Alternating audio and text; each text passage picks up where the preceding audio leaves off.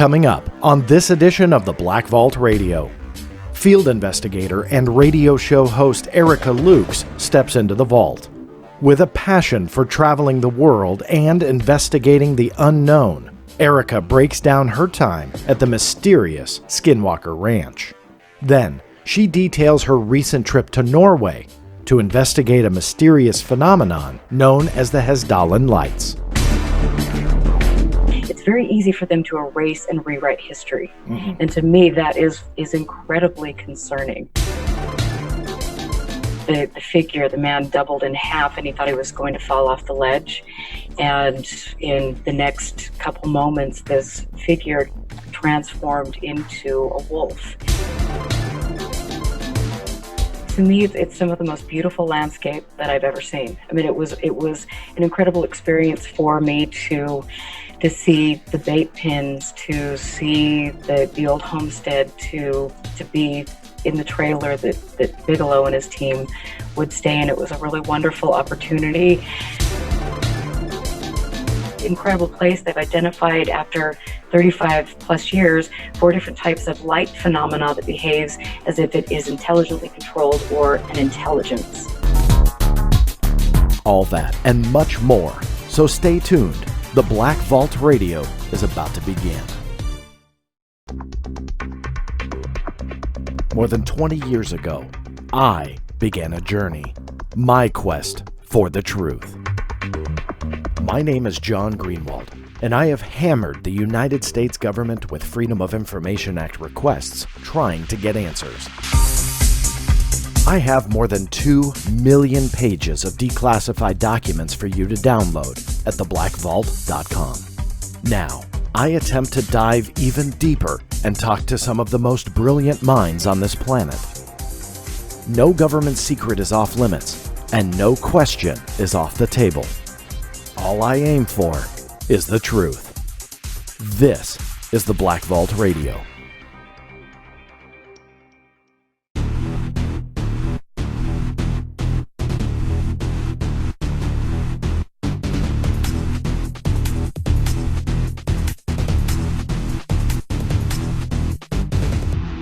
That's right, everybody. This is the Black Vault Radio. I am your host, John Greenewald Jr. As always, thank you so much for tuning in and making this your podcast and radio show of choice. This is going to be a fun week for a couple different reasons. Now, first and foremost, this podcast has my interview with Miss Erica Lukes.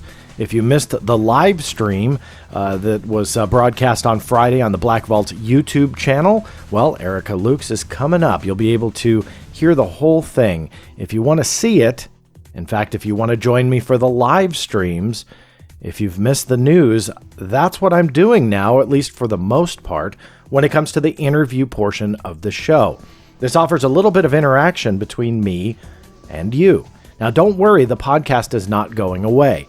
In fact, right before I started recording this introduction, I saw a Facebook post by a longtime listener, Kirk Walker, and he asked, hey, are you doing any more podcasts? Well, yes, the answer is yes. It is not all just on YouTube, so just on the off chance that you did miss a live stream on YouTube, the podcast will appear just a couple of days later. So make sure that you subscribe if you want to take part in the live streams. That way you can see the guest, you can hear him live, hear her live, or you can throw in your question into the chat. I don't get to all of them, but I do try and get to them towards the end of all of the interviews. I also have a toll-free line. I don't open it up each and every show, just simply due to time constraints, but know that that is also part of the technical capability when I do the live streams. Now, how do you sign up? It's real easy. Just go to www.theblackvault.com/live. That's an automatic redirect that will point you to the Black Vault's YouTube channel, at least one of the two. Subscribe to both. The one that theblackvault.com/live forwards you to, that is the channel with the live stream. Channel number 2 is the one that has all the archival videos, those that I obtained under the Freedom of Information Act. So make sure you subscribe to both. I did split off the channels from each other for a reason, simply because both of them will get quite large as time progresses. Now, that being said, Erica Lukes is coming up. She's going to break down her experience investigating in the field.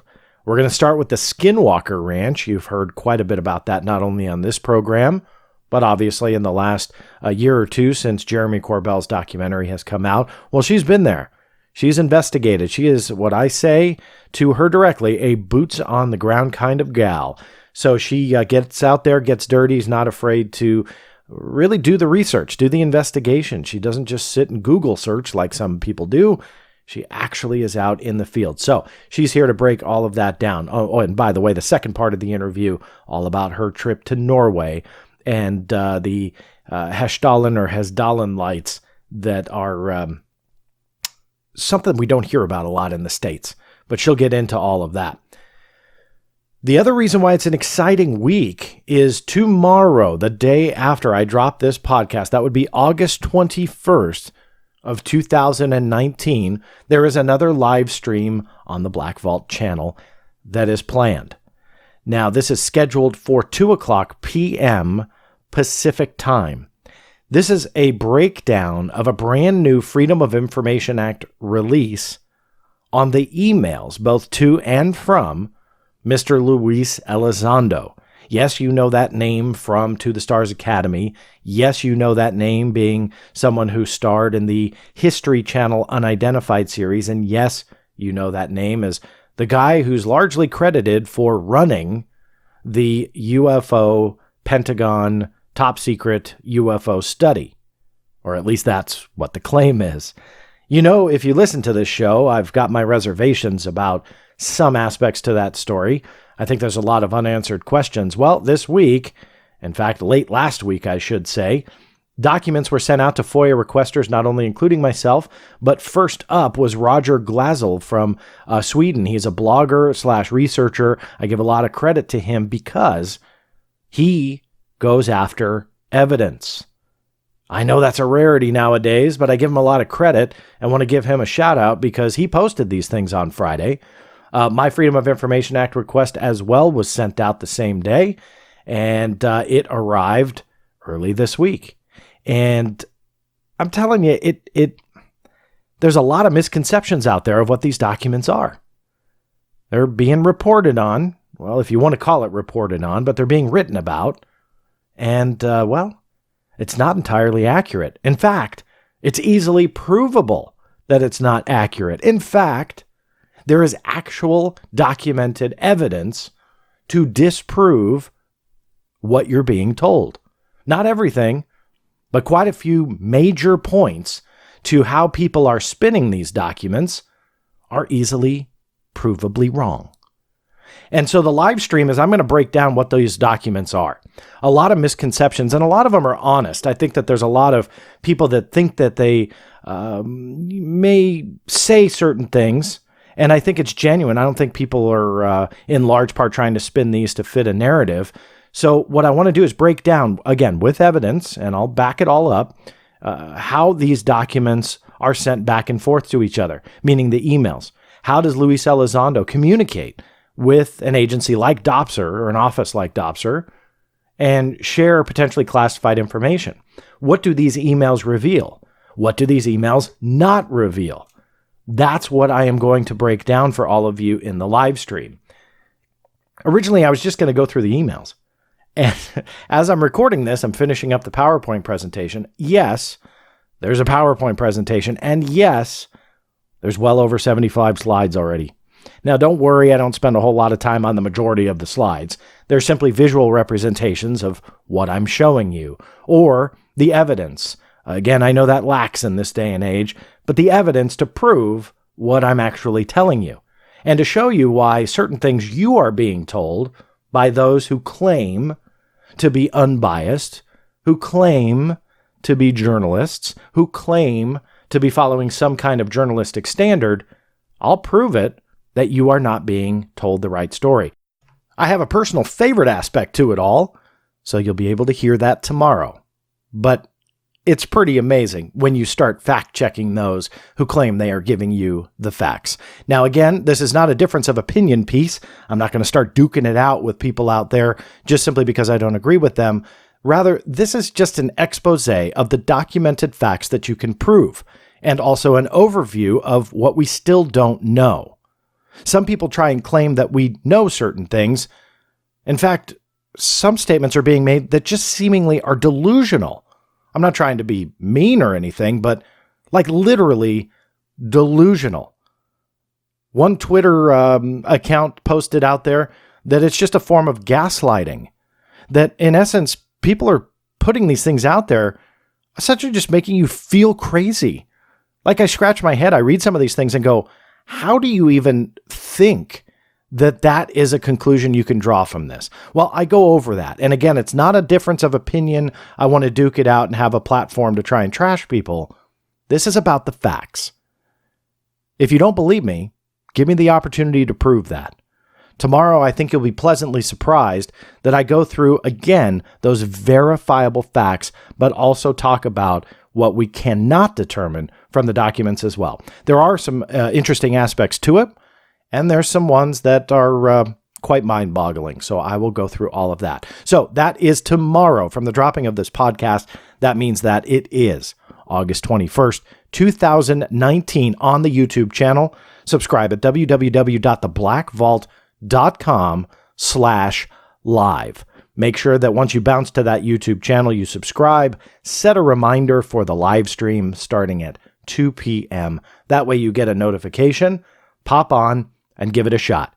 It may be very detailed. You may hear things that you just don't care about, but you know what? It's important.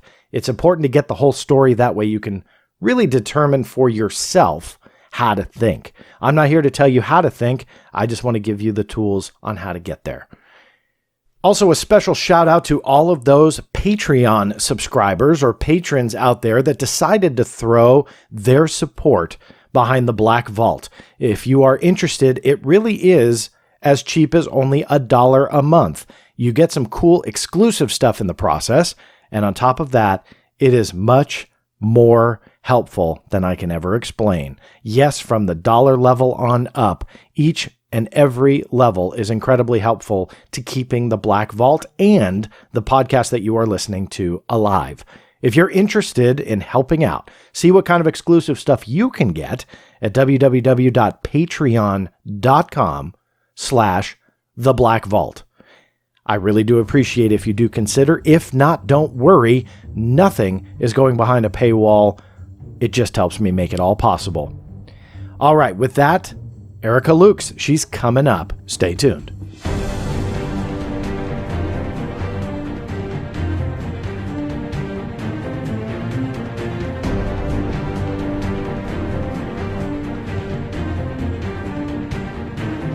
So, Erica, I think we are live. If not, it's just you and I chatting. So that, that should be a lot of fun. Great. Well, as always. I appreciate you taking the time. Happy Friday, by the way. Happy Friday. Thank you for asking me on. Oh, I'm excited. It's my pleasure. I've been wanting to get you on for a while. I know you have your show tonight, which is also live. So right. I know we're a little bit under the gun with time. And to be honest with you, we're just starting. And I feel like we're already out of time because I made the probably dumb decision to try and tackle Skinwalker Ranch with you and the Hessdalen Lights. We can do it. Well, hopefully. Let's see what we can do.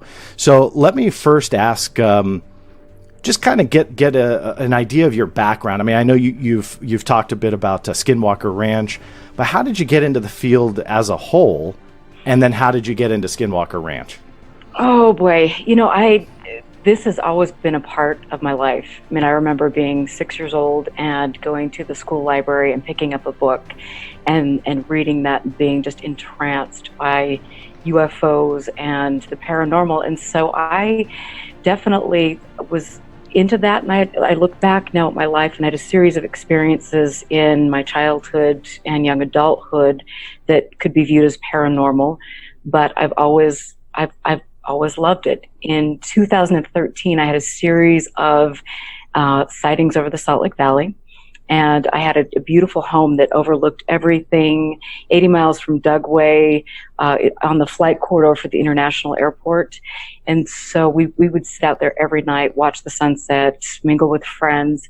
And on one particular night, I noticed something very unusual, and it was in the same place for upwards of 20 minutes and very low above the mountains. And then it appeared that something dropped out of the larger object and then circled it. And my friends and I were sitting there like, okay, this is quite unusual. What is that? I began, because of our proximity to Dugway and because I'm just a curious kind of gal, I started to really dive into this and learn what could be explained as aircraft lights, mundane objects. And then I also found that there were other sightings in the Salt Lake Valley at the same time period. People were capturing exactly what I was capturing on video. They were reporting it to New Fork.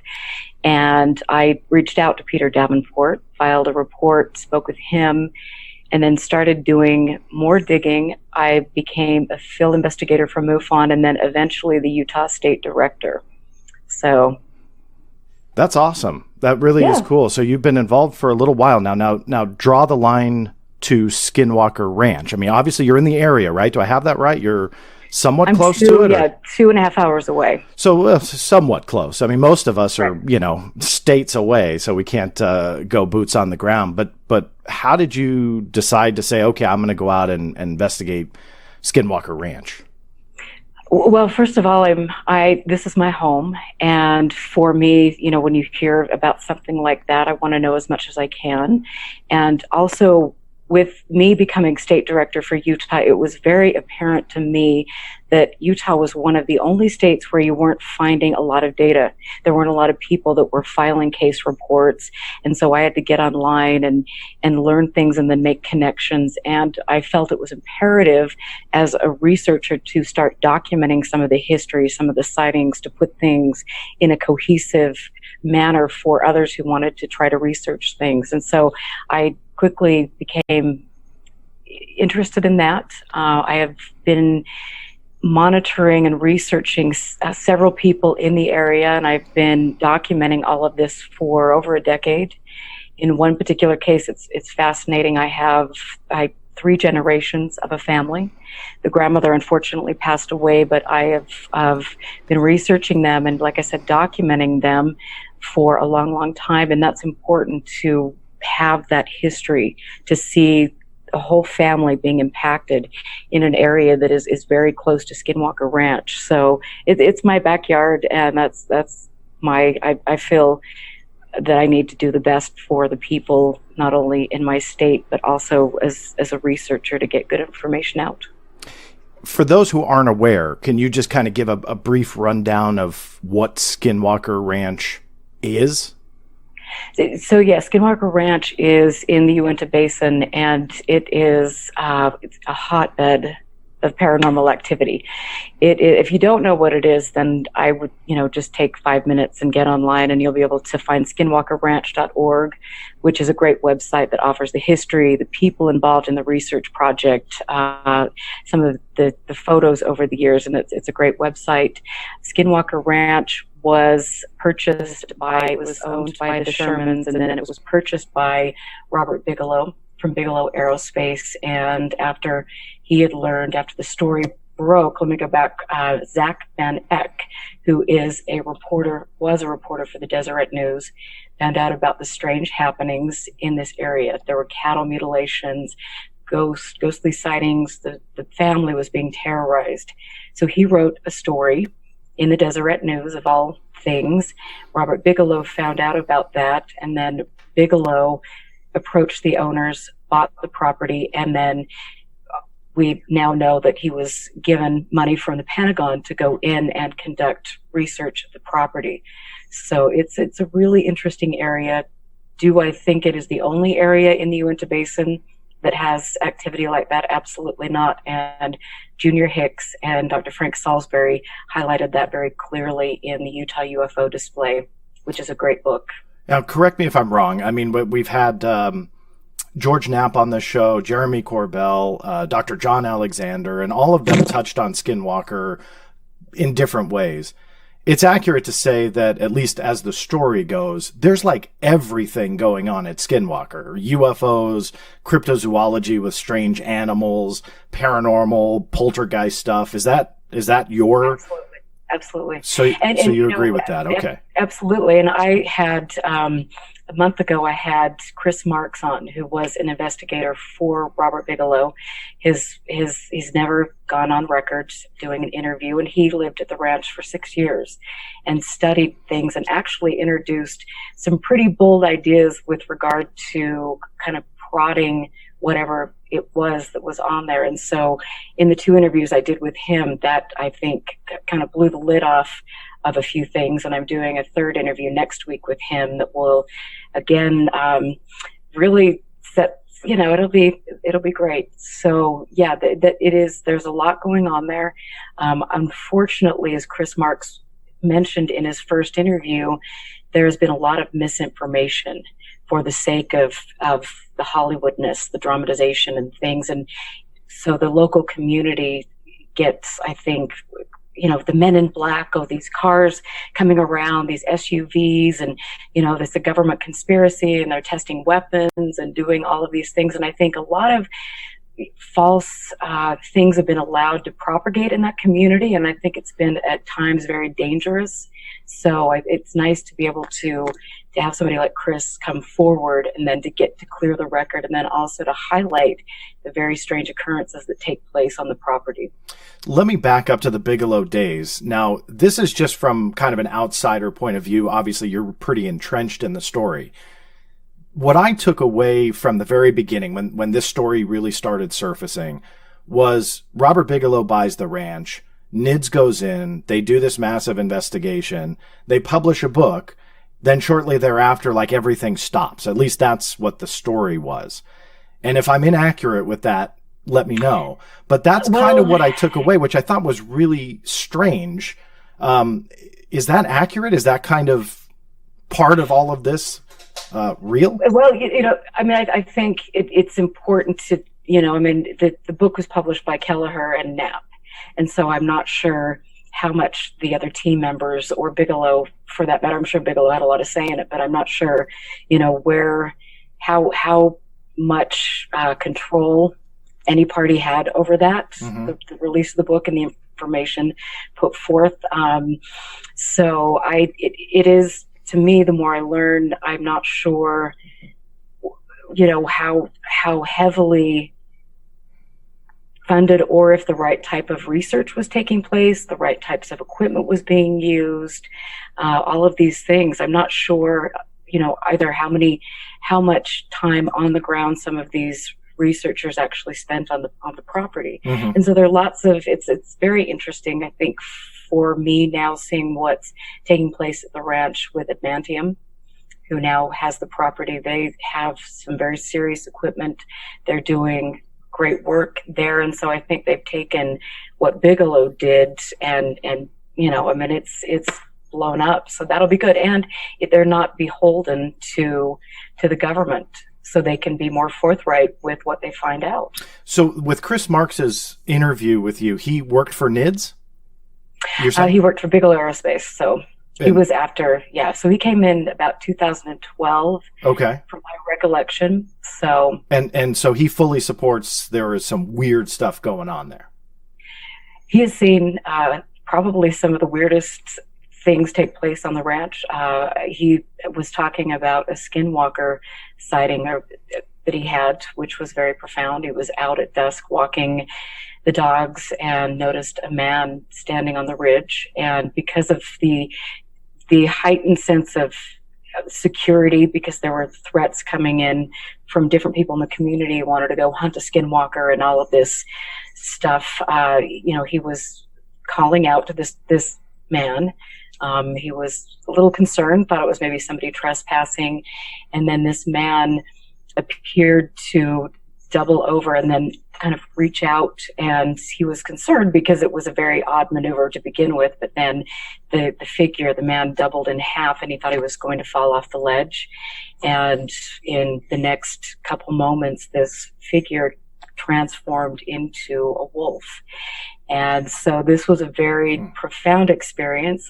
This is something that was documented. I've seen the reports. I have all of Chris's reports in my office and things. And so it's very interesting. But it's the real deal. And so you're saying he was there 2012? Obviously, that's well after the NIDS years. Right. And NIDS, for those who don't know that might be listening live, NIDS was a subsidiary of Bigelow Aerospace owned by Robert Bigelow, now defunct. Then it went into Bass, which ultimately led to the contract with, the OSAP, which we know is ATIP and that whole debacle on whether or not it's one and the same or two different programs. But regardless, we do know for a fact that the Bigelow Aerospace and his subsidiary Bass got that contract. So 2012, so well after NIDS. When did Robert Bigelow sell the property and why? Are you familiar with why? Bigelow sold it back in, I believe, 2016. And I think that there are lots of thoughts on why he sold it. Some people say it's because he'd researched everything that he could. There was nothing else to gain. Others because the funding dried up. There are all sorts of things. I wish I specifically knew, but maybe I will ask Chris that next week. Well, it's a big mystery, so that's why I was kind of curious if maybe you had figured out either from Chris or anyone else what the rumor is, because I would think, and let me first ask, so everything is back, right? So the rumor about the paranormal activity and the sightings and this and that, if it did stop, it's not stopped no more, right? I mean, it is back.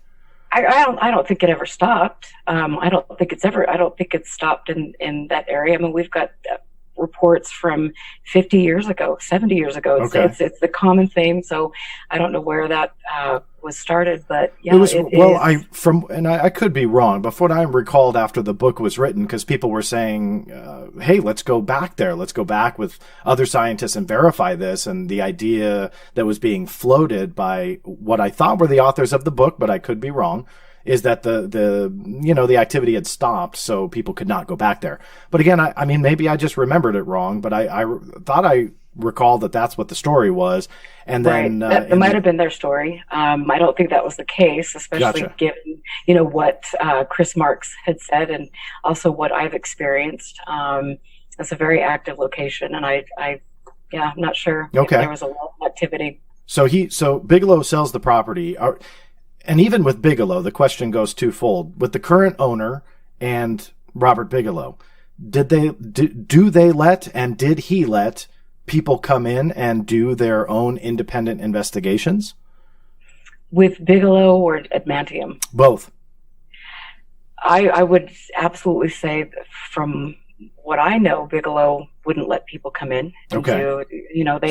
That was it was his pretty serious project, and I think it's the same with Adamantium, even though I believe that they're much more open, but it's still it's not a property that you want to go to in the middle of the night, that you want to sneak on. Mm-hmm. There are real dangers there, not only because of whatever this is, but because of the terrain. And so I think and I have to just throw this in there. They've set up some pretty great instrumentation, and that if anything gets in the way of that, like an idiot stumbling through the sagebrush, then that's going to be a problem. So it's pretty controlled, and it has to be. And what is Adamantium? That you said that's the current owner. I'm guessing it like a corporation, but what is it? The Adamantium Holdings. So it's just a group of investors, or right. It's so bizarre to me, and let me ask you if you have thoughts on this. I know you don't know his precise reason for selling, but someone like Robert Bigelow that has this immense interest in this field, it sounds like that's just like a playground for, and I would be in that camp, that if I had a property with his interest and my interest and your interest, would you ever sell it? I mean, he's not hard up for money unless there's something I don't know. So do you have an idea of what happened? He has pretty diverse interests, and so that wasn't his sole focus. And when you have something that happens, that's not a regular occurrence. I mean, you have to sit out there and wait for something to drop in your lap. And so for somebody of Bigelow's stature, that would be, you don't have enough time in the day to really wait for that to happen. And when the funding dries up, you're going to move into other areas. Yeah. So let me talk about your investigation. Have you been out there? Yes, I have. On the property, around the property, both? I've been on the property. Been on the property. So your friend. So can I ask? So you're friends with the owner, or would? I've signed a non-disclosure. So. Okay. All right. Fair enough. But you've been on the property, so that's cool. What was it like? Did you experience anything once you were there? You know what? It is, to me, it's some of the most beautiful landscape that I've ever seen. I mean, it was an incredible experience for me to see the bait pins, to see the old homestead, to be in the trailer that Bigelow and his team would stay in. It was a really wonderful opportunity. Did I have an experience or see something unusual? I did, and perhaps I can talk about that, but I have definitely been in that area many times and have had some things happen. So, and again, that will be, I'll be talking about that. I have a book coming out, hopefully by the end of the year, and I'll be a little bit more forthright. No, I got you. Can I push a little bit, unless your NDA stops me from doing that? But can you talk a little bit about what you did experience? I'll wait. Oh, you're going to wait. All right. Oh, I will. Yeah. Nice job pushing. I was going to try. Can you at least tease us that if it was a UFO, poltergeist, a skinwalker? UFO. It was a UFO sighting. Very cool. Well, I can't wait to hear about that. Okay. Yeah. So how many times did you go out there? So I was on the property for a few days, and I've been on the property once. But I've been in the area quite a few times. Like I said, I've been up there documenting and conducting interviews and doing other things. So when about a month ago, Chris Marks came out, and I got to visit with him, and we went up there and went to all of his local haunts.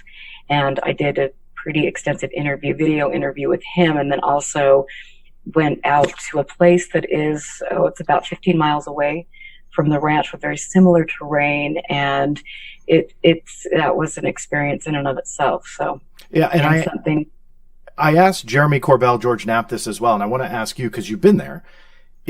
Is there something about the ranch, or is it the area? I think it's the area. So it's the area. I do. There are, people, and Chris mentioned this, there are specific things on the property that are very intriguing. People feel that there are UFOs or things that seem to move into the mesa. And so certain people do feel that it's like the epicenter of things. I don't feel that that's the case, but maybe I'm wrong. So we'll see. In your research, why is that?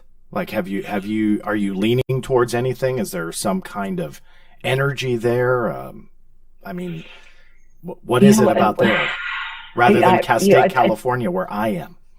Well, how would you know? You just need to get that's right. your butt out there and look up. But I think there are places like this all over the world. And so tonight on my show, I'm having Greg Long, who wrote a book about Yakima, the Yakima Indian Reservation. And there are places, Piedmont, Missouri. There are places, a place that I went to do field research in southern Arizona, there, Norway. I mean, so there are hot spots like this, and people are experiencing the same types of phenomena. So this isn't anything new. Yeah. So I as beautiful and unique as that location is it unique because of the book that came out? Is it unique because of the hype it's received? Or, what is it? But all I know is in my research, like I said, there are places all over the world that have the same types of things going on. We just need to get people in there to document that. Before you ever went, and obviously there's a lot of stories, and like you and with your interview with Chris Marks, which by the way, recommend everybody to definitely listen to that because it's in your archive. UFOclassified.com is your website. You're on the air tonight, so everybody who's in the channel listening live right now, make sure you don't miss her show tonight. But before you ever went, and backing you up to just hearing the internet legend and lore, how did you approach it as a researcher? I mean, did you walk in there going, this is it, I'm going to have a UFO sighting? Or did you go, this is ridiculous. There's going to be nothing here. What were your thoughts like? You always have to be grounded. You can't go in and expect things are going to miraculously happen. This isn't a controlled thing. I can't just go outside and rub two sticks together and expect that something will happen. And I also could understand, and I've definitely learned over the years that, a lot of times when things are put out, you can't trust everything that's being put forward. And so whoa, with the UFO topic, are you sure about that? I know that's like freaking newsflash right there. If it's on the internet, Erica, it's true. If it's on the internet, it's gospel. So clearly, especially on Facebook. Yeah. Well, that's a given. Yeah, totally. So, but it's for me. I made the mistake, and even when I entered the UFO field publicly, I thought that the information I was getting from some of these key people, I thought it was good information. I once held in high regard a lot of people that are leaders in the community and things, and now I know that there's been a lot of, unfortunately, a lot of garbage that's been put out there, whether to build a career or whether to disinform the public or whether somebody's just delusional and putting stuff out there. But I found some of that to be true with Skinwalker, like the legendary portal opening up with the creatures that came out and the gunfire battle that took place and things like that. And I mean, back when I first started, of course, you go through those things where, okay, was that true? Oh, this is like, secret, I'm hearing these things, and was there this mysterious battle, and and you learn and you grow and you make mistakes, and now I'm a little bit more grounded than I was back then. So okay, now the you had said some of the story was Hollywoodized. Sadly, that happens with a lot of UFO related cases in this genre. They wind up in documentaries, and the stories are completely misrepresented. I don't want to put you on the spot, so you don't have to answer this. Jeremy Corbell is a friend of the show. He and I differ on certain things, on quite a few things, actually. But we try and keep in good standing. So I don't want to put you on the spot. But can I ask, are you referring to his documentary when you say Hollywoodized?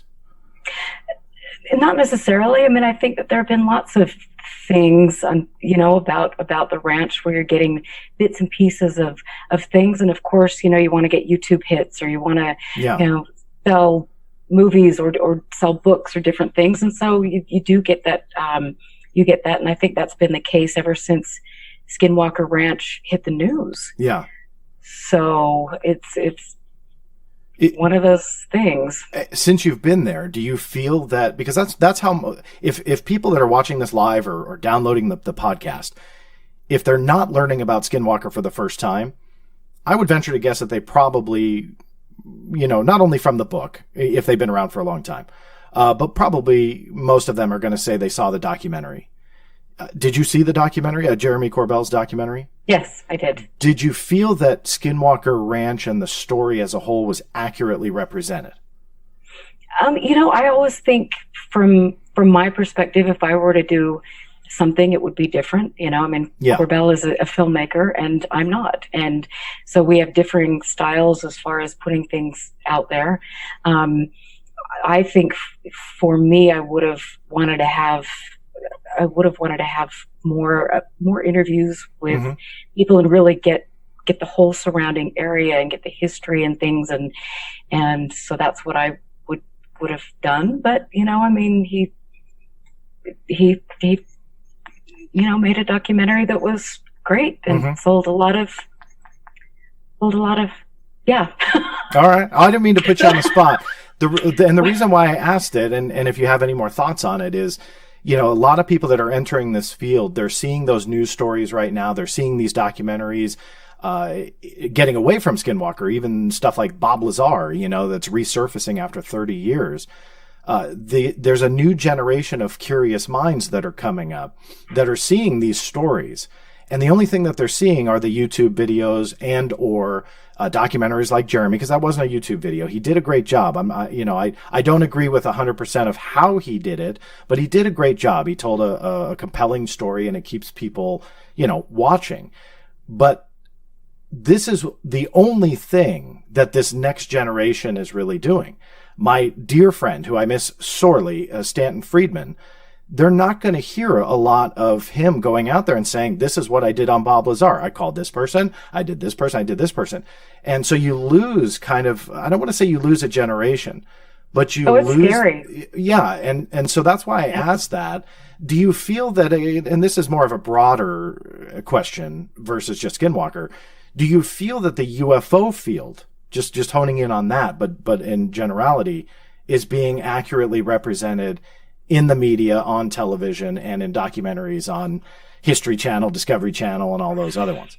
You know what? I think that right now we are really living in a critical time. And it's sad to me. You mentioned Stanton Friedman. There are researchers who have have contributed a great deal, and they're passing away. Their files are being either thrown in the trash or they're being sent overseas, or, all of these, we won't have access to this. And so it is very, very easy for certain people in factions, whether they're involved in perhaps the military or the religious or yada, yada, yada, all these things. It's very easy for them to erase and rewrite history. Mm-hmm. And to me, that is incredibly concerning. Barry Greenewald and Jan Aldrich are two of my friends. Barry Greenewald has been my mentor. I wrote a book called Clear Intent that I would recommend absolutely. But he's also taught me how to archive and preserve history. And so here in Utah, I have one of the best archives in the Western United States because I don't want this to disappear. Yeah. And it's going to, and it is. And there's actually quite a large amount of money that is being spent to go in and sweep up the data and send it, who knows where. So this is pretty serious. And what we see put forward on YouTube and social media is, in my opinion, it's absolute garbage. And I think another thing that I want to stress is we have right now a lot of stuff coming out that this is the threat. And so it's a really great time to manipulate public perception, to scare the crap out of people, mm-hmm. and to put in this control system, which I think is absolutely, it's alarming, and people need to get a grip. Social media has been interesting because back when I got involved in this and I was working for MUFON and different things, I sat back and I watched different social media groups. I watched people with pseudonyms and different players get involved in it and manipulate public perception and do some really interesting things. And so I have to say that when you get involved and you're looking for a community to learn from, please don't do it on social media. There's really nothing of benefit to find there, and you waste a lot of time messing around with some of these Facebook groups and some of these online things, and they're manipulated. So we have to get over that. So there's a real, there's a danger in that, and I think that the best way to move forward is to do your own work and meet people organically and do things that way. So that's why I've been excited to have you on the show, because you are a boots on the ground kind of girl, and I respect that. Where a lot of people will sit in their chairs and, sit in the basement and throw shots at people, and insults and stuff. You're out there. So I commend you for that. Thank you. Do you feel that the field, and then we'll get into Hessdalen, but do you feel that the field is getting worse in that respect, better, or has it been this way for a long time? Yeah, I think that it's always been this way, but I think the unfortunate thing is with the internet and social media, you can create and shape the public sentiment within a matter of 3 minutes. And that never used to happen. And so that's a real danger in and of itself. But any signs of it getting better, though? It's going to take a lot of work. Yeah. I don't see it getting better. I see a lot of people that need to be given good information. Yeah. And sometimes for me out here, it's like spitting in the wind, because I've been very forthright about my distrust of certain organizations and certain things, and it's been a hard journey for me, but I feel that if more people are like-minded and actually use their brains and engage this and get off social media perhaps, and then really either do work on preserving history, get out in the community, start interviewing people, being more proactive, I think that will help a lot. It's gonna take a lot of work. Yeah. I can try to do it myself. I've been doing what I can, but yeah, and you're doing a lot. You post a lot on social media. I assume that UFOclassified.com links over to your social media accounts, right? yeah. Okay. Even though we were bashing social media, it is a good way. I am bad though. In fact, I think I don't even know when the last time I tweeted. It's just like, oh Lord. I try to be good about it, but there's only so much time in a day when you're out of business and, you have responsibilities and you're trying to do. Yeah, there's not enough hours in the day. I completely agree there. But let me talk a little bit about Hessdalen and see if we have a little bit of time for the threat at the end, because I'm fascinated by that whole concept of the threat. And obviously that is being very much, that thought process is being encouraged by places like To the Stars Academy with their show Unidentify. It was threat. So I want to jump to the Hessdalen Lights and your trip to Norway first, however. So let's shift gears away from Skinwalker and talk about your trip. You recently, in the last year, I think, went over to Norway. 2017. Wow, time really flies. I know, have kids, I blink and it's like 2 years later. I know, it's scary. My son just started kindergarten yesterday, so or Tuesday, I should say. But see, I don't even know what day of the week it is. But anyway, so I digress. But so 2017, you go over to Norway. Same with Skinwalker. If you could give everybody kind of a rundown, like what were you going for, and what are these mysterious lights? So when I was state director for Utah MUFON, I began to notice that there were a lot of instances, a lot of reports of lights in the sky. And a lot of people wanted to dismiss those lights in the sky because they were not doing research and clearly didn't know what they were talking about. So every case that came in was a Chinese lantern or yada, yada, yada, even though it behaved in ways that Chinese lanterns couldn't behave. It's just ridiculous. So I saw that there was a need for me to go outside and to look for people like Dr. Massimo Teodorani, who's an Italian astrophysicist who worked with Project Hessdalen, and Ted Rowe, who's the executive director of NARCAP, there was a great research paper that they had on their website called Project Sphere talking about anomalous light phenomena.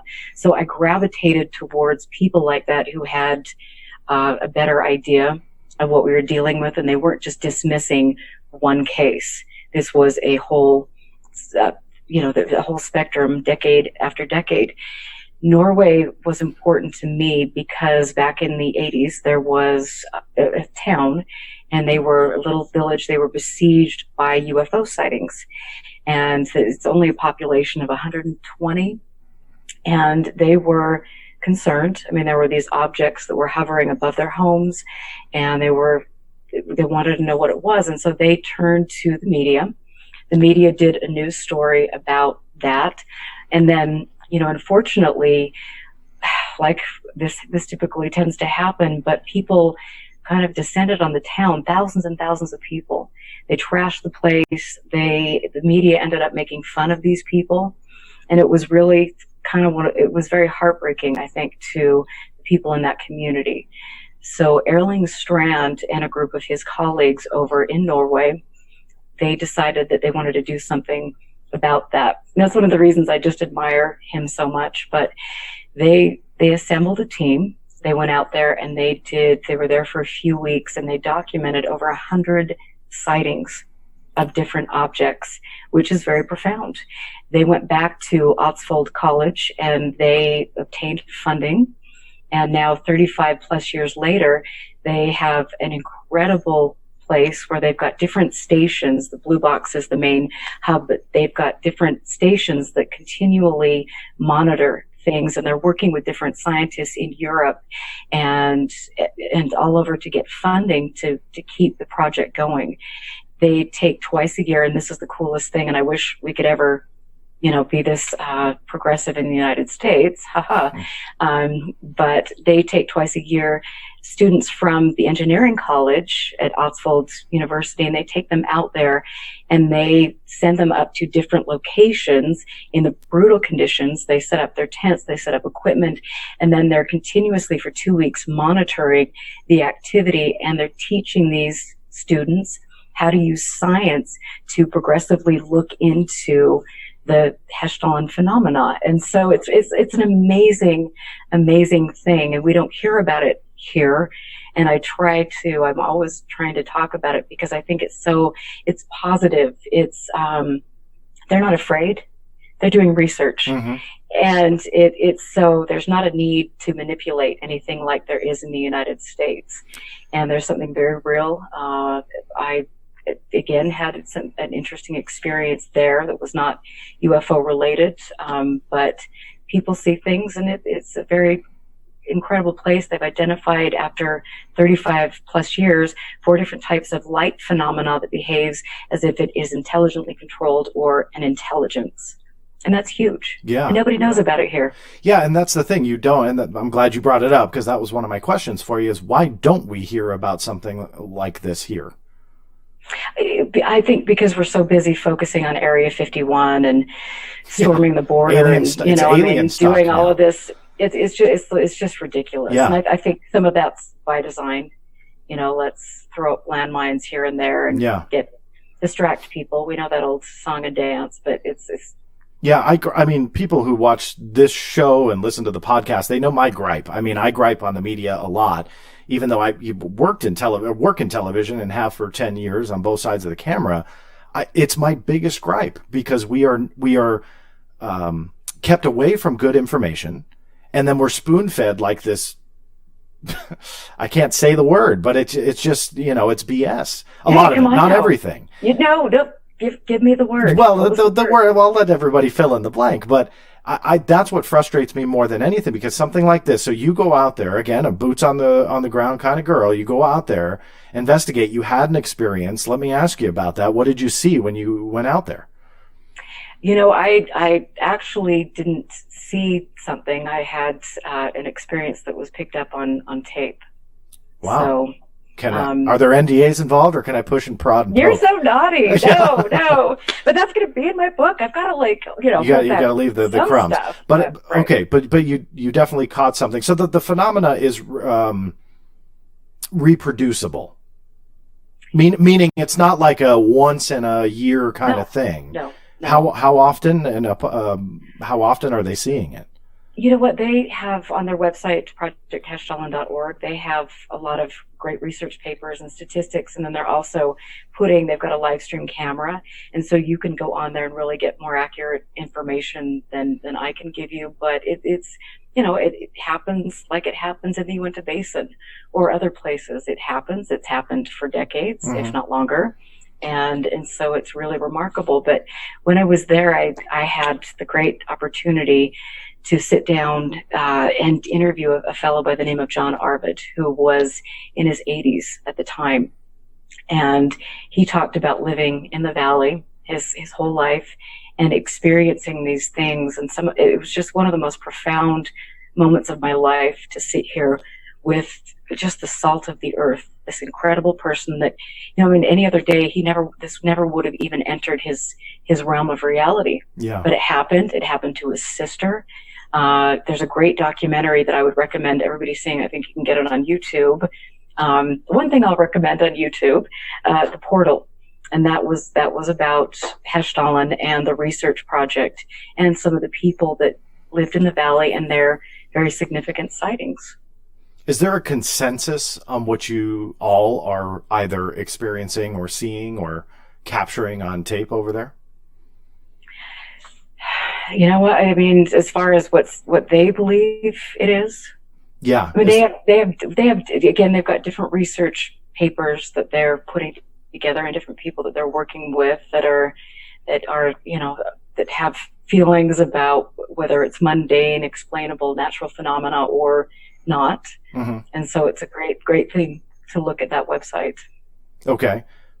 But, and forgive me, so do they have an idea then of what this phenomena is, though, on the website, or there's just nothing? What? I mean, it's unexplained. It is. Okay. They don't. If anybody had an idea of what it was, then we'd probably be out of a job. No, not that I'm getting paid. You know what I mean? No. There'd be no point to research it if they knew it. Right. I just meant, is the consensus in Norway that this is a extraterrestrial phenomena, or is it?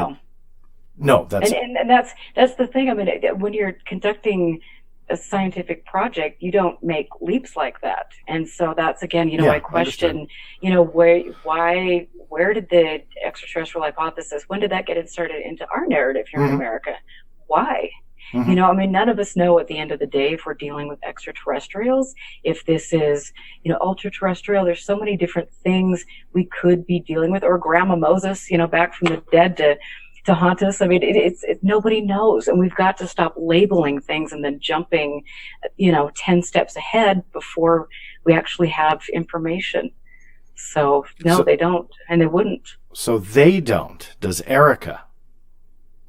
Do you have an idea? Dun dun dun. That's gonna be in my book. No, you can't fall back on that. You don't have any. It's kind of a good one.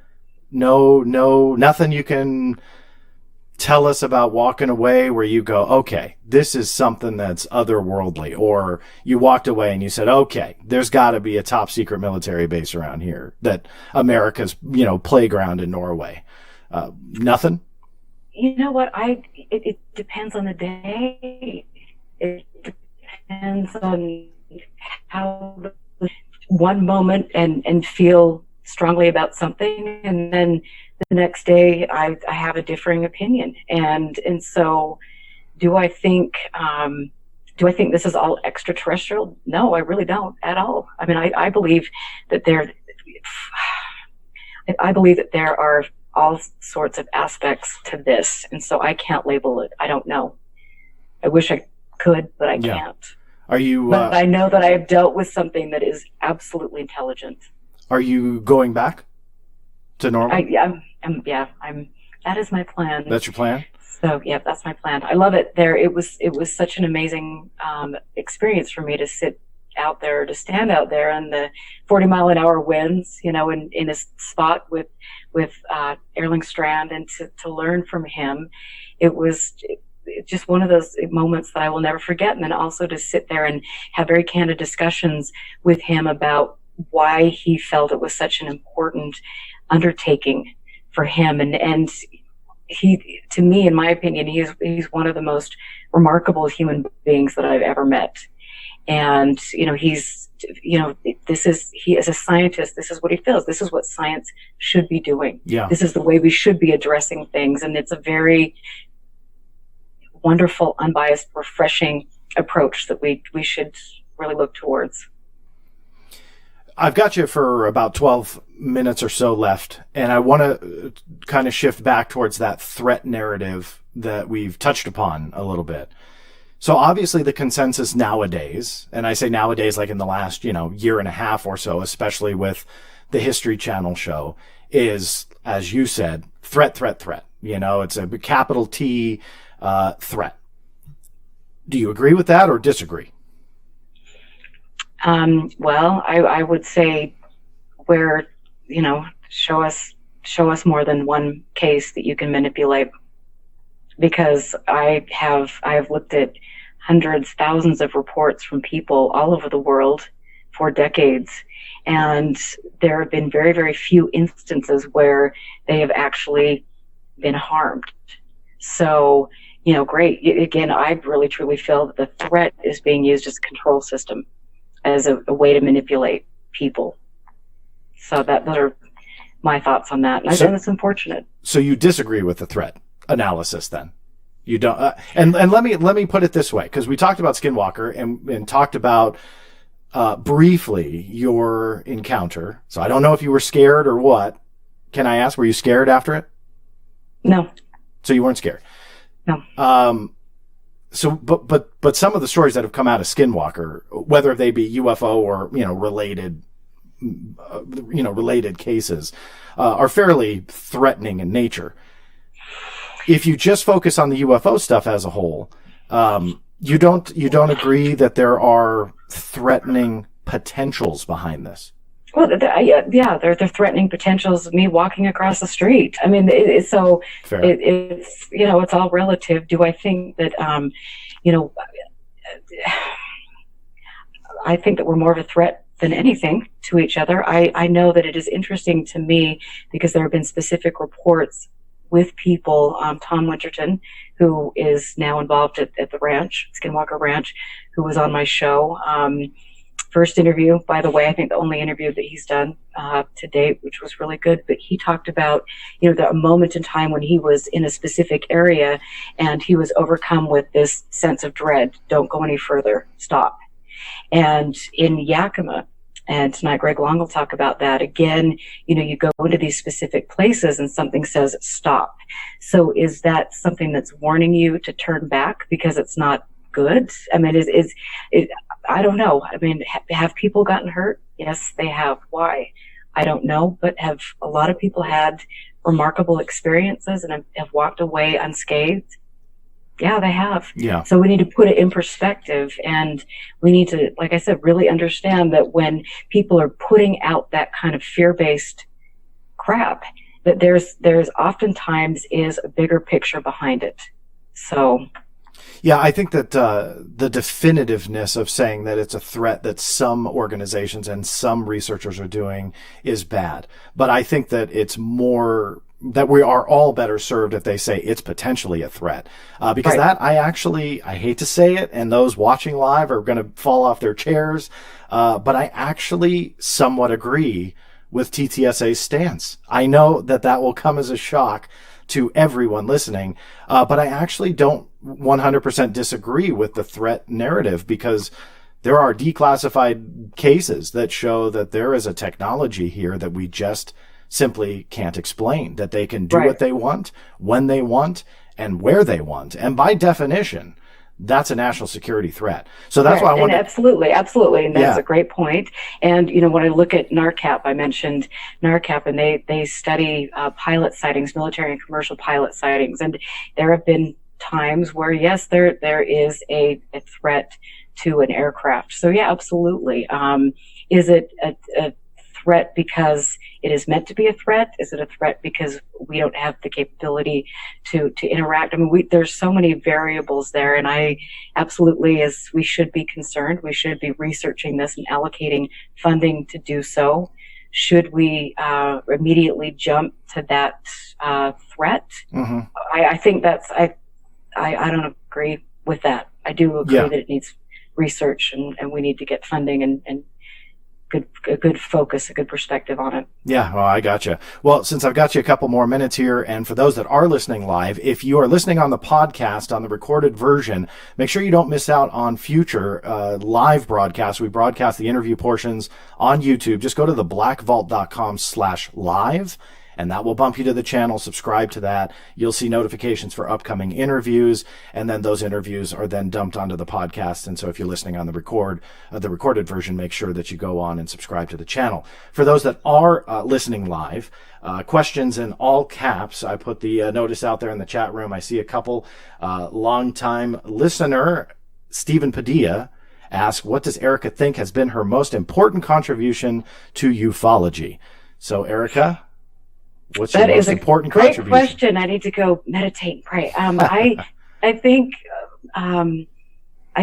my most important contribution, I think, just trying to get the truth out. I think, for me, my radio show and having the opportunity to interview some of these older people in the field and to preserve their memory, that has been the biggest honor of my life, because a lot of these people are going to be forgotten. And a lot of the people that I've interviewed have never wanted to go. They've been burned by the media, and they've never wanted to do it again.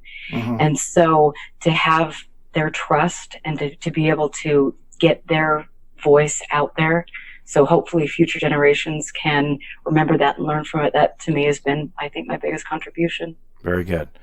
Mr. Blackspoon from the chat room, thoughts on the Wilson leak? I think that is so not my bag, and I think there's a lot of stuff going on with that, and I just, Okay, all right, this is where I'm going to pick, because the Black Vault Radio prides itself that no question is off limits, so I have to ask. Even though it's not your bag, I know just by social media interaction, you are friends with Dr. Eric Davis. He was the one that allegedly wrote the notes. Have you ever talked to Dr. Davis about the notes? I haven't had an opportunity to speak with him lately, but will you? On behalf of, he hates me. He does not like me at all. I can't figure out why, but he doesn't like me, but I think he likes you.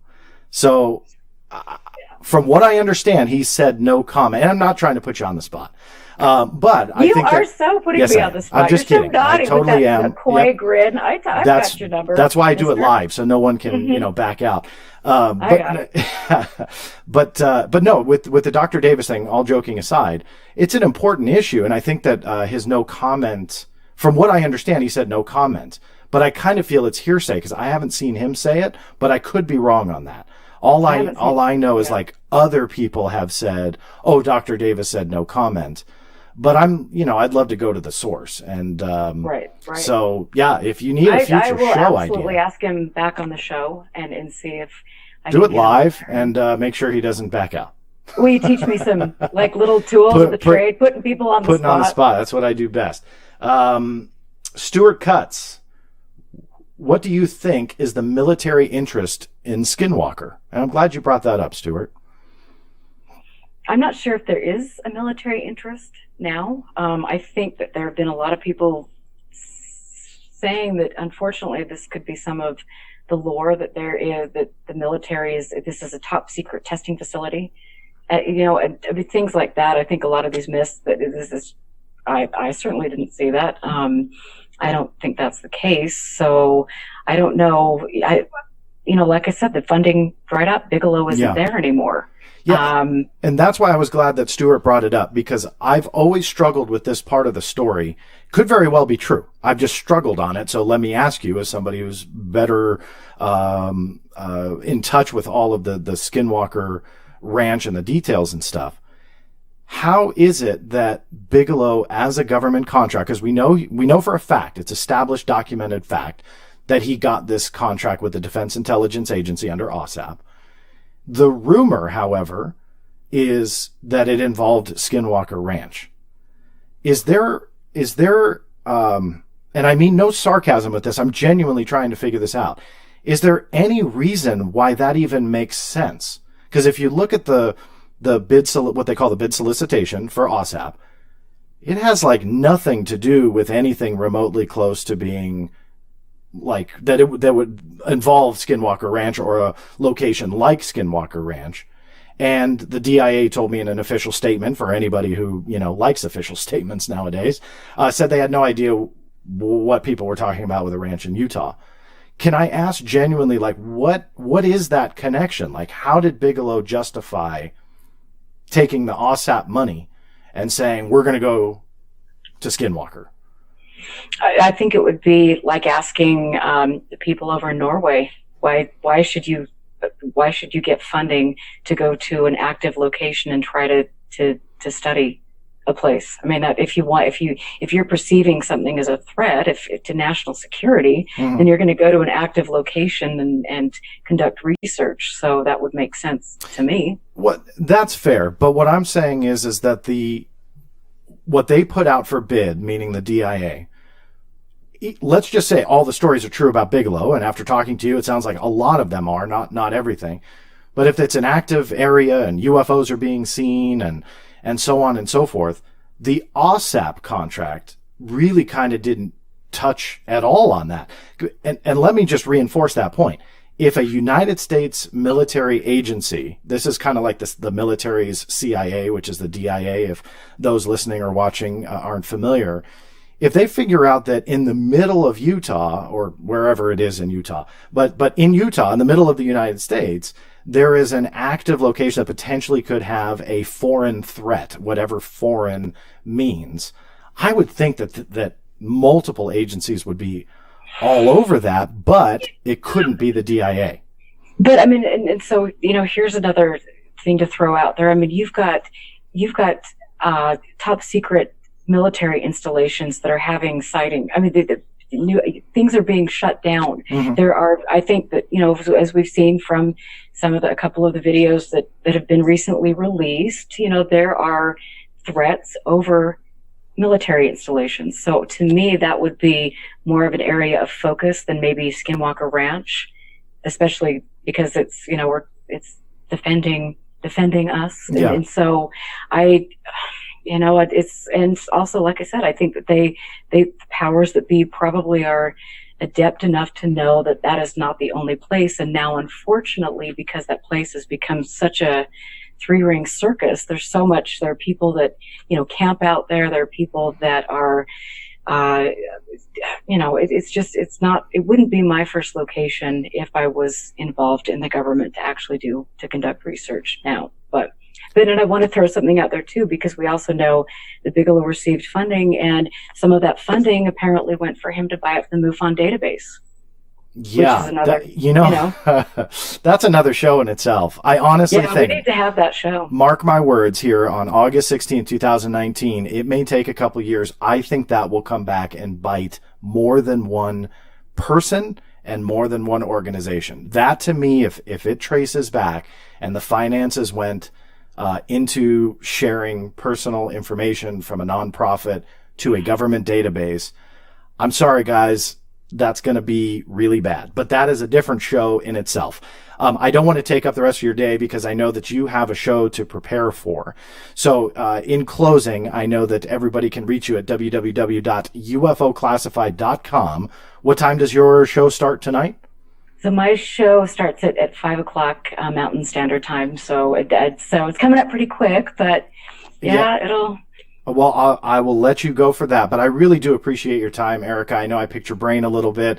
You've got a lot of, a lot of stuff going on, so I appreciate you, entertaining my rather picky questions. So I do appreciate your time. And I can't wait to get you on the show, because turnabout's fair play. No, I can't do it. I'm all booked up. Sorry about that. All right, whatever. Well, thank you again, Erica, and thank you all who are listening live. Again, if you're listening on the podcast, go to www.theblackvault.com/live. That will bounce you to the channel. If you're not subscribed already, do so. You'll get notified of all of the upcoming interviews that are streamed live, and then they get transformed and put into the podcast. So thank you all for listening. This is John Greenewald Jr. signing off. We'll see you next time.